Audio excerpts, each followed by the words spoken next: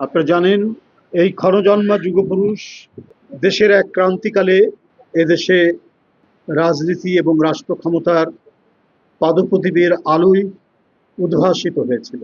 তার পূর্বে গণতন্ত্র হত্যা হয়েছিল, এক চরম নৈরাজ্যকর পরিস্থিতি তৈরি হয়েছিল, দেশ দুর্ভিক্ষের করাল গ্রাসে নিপতিত হয়েছিল, সমাজে চলছিল ভয়ঙ্কর রকমের রক্তপাত, সহিংসতা, খুনাখুনি।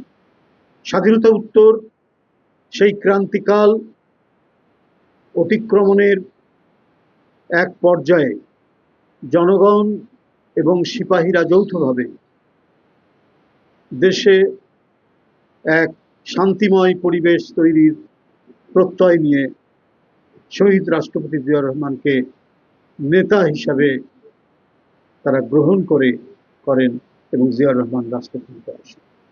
তার যে সাফল্য আজও ইতিহাসের পাতায় একটি উজ্জ্বল অধ্যায় হিসাবে লিখিত আছে। কালার এক্সপার্ট, জর্জ স্যাপ এবং মাইল্ড অন হ্যান্ডস টেকনোলজি সমৃদ্ধ অরিক্স ক্রিস্টাল ওয়াশ আপনার লন্ড্রি এক্সপার্ট।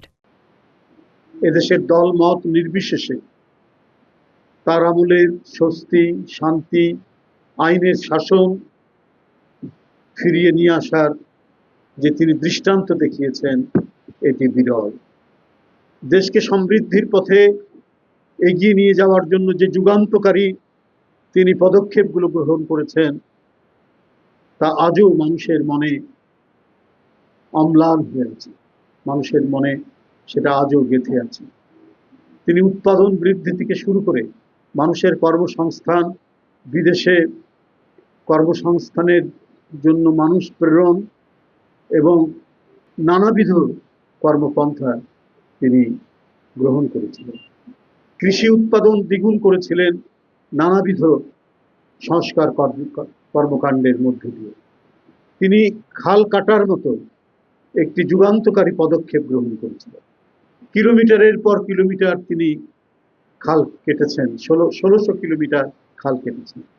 কারণ আপনারা জানেন যে অভিন্ন নদীর পানির বন্ধ করে দেওয়ার একটা প্রক্রিয়া চলছিল এবং সবচাইতে বড় নদী পদ্মা নদীর অদূরে, মাত্র পদ্মার যে আমাদের বাংলাদেশের যে সীমা তার থেকে 17-18 কিলোমিটার দূরে ফারাক্কা বাঁধ দিয়ে আমাদের প্রমত্তা পদ্মা, আমাদের কীর্তিনাশা পদ্মা, সেটাকে একেবারেই শুকনো বালির একটি ক্ষেত্র হিসেবে পরিণত করা হয়। জিয়াউর রহমান শুধু দেশীয় উন্নয়ন এবং উৎপাদনের দিকেই শুধু মনোযোগ দেননি, তিনি দেশীয় স্বাধীনতা এবং সার্বভৌমত্বকেও শক্তিশালী করেছেন নানা পদক্ষেপের নিয়ে।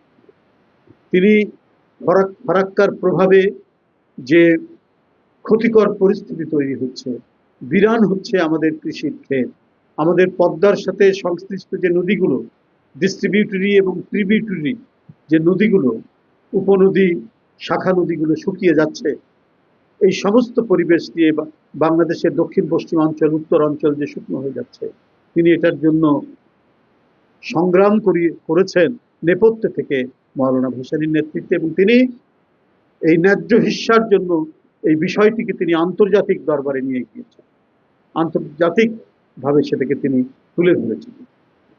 এই ঘটনার মধ্যে দিয়ে জিয়াউর রহমানের যে দেশপ্রেম, তার যে জাতীয়তাবাদী চেতনা, এটি জনগণের কাছে এক অভূতপূর্ব প্রেরণার সৃষ্টি করেছিল।